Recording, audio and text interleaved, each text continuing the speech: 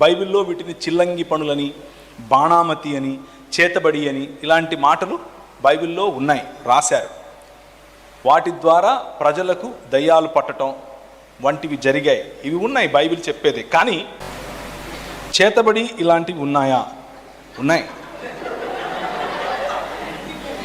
ఉన్నాయి, ఉన్నాయి, జరుగుతాయి. అంధకార సంబంధమైన దురాత్మ సమూహముల యొక్క ప్రభావం చేతబడి రూపంలో ప్రజలు చేస్తారు.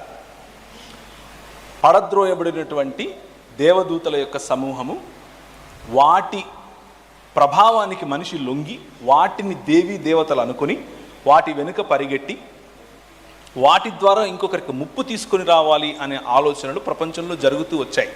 బైబిల్లో వీటిని చిల్లంగి పనులని, బాణామతి అని, చేతబడి అని ఇలాంటి మాటలు బైబిల్లో ఉన్నాయి, రాశారు. వాటి ద్వారా ప్రజలకు దయ్యాలు పట్టడం వంటివి జరిగాయి. ఇవి ఉన్నాయి బైబిల్ చెప్పేది. కానీ మనం అంధకార సంబంధమైన దురాత్మ సమూహముల నుండి విడిపింపబడ్డాం. సంఘములో ఉన్న మనకు ఇవన్నీ కూడా పట్టవు, ఇవన్నీ పని చేయవు మన ముందు.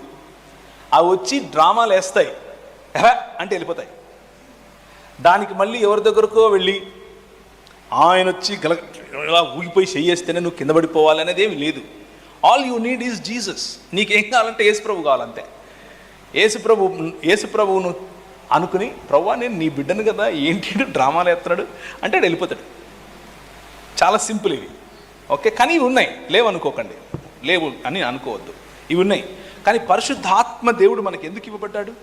పరిశుద్ధాత్మ దేవునిలో ఉన్న శక్తి ఏమిటి అని అంటే, పరిశుద్ధాత్మ దేవుడు ఇలాంటి అంధకార సంబంధమైన క్రియల నుండి, అంధకార సంబంధమైన దురాత్మ ప్రభావాల నుంచి, దుష్ప్రభావాల నుంచి వాటిని జయించడానికి మనకు శక్తినిస్తాడు. రైట్? చాలా చాలా ఈజీగా వాటిపైన శక్తినిస్తాడు. కొన్నిసార్లు కొన్ని మొండిగా ఉంటాయి. వాటిని జయించడం కోసం పెద్దల, పాస్టర్ల యొక్క, అలాగే దైవికంగా జీవిస్తున్నటువంటి వారి యొక్క సహాయం తీసుకోండి, తప్పులేదు. మనం ఏదైనా పని తలపెట్టినప్పుడు ఒకరినొకరం సహాయం చేసుకుంటాం కదా, అలాగే ఇది కూడా సహాయం చేసుకోండి. కానీ ఇంకొకరు సహాయం చేస్తున్నాడని చెప్పి ఆయన దుకాణం పెట్టేస్తే సంఘం విడిచిపెట్టి అక్కడికి వెళ్ళకండి.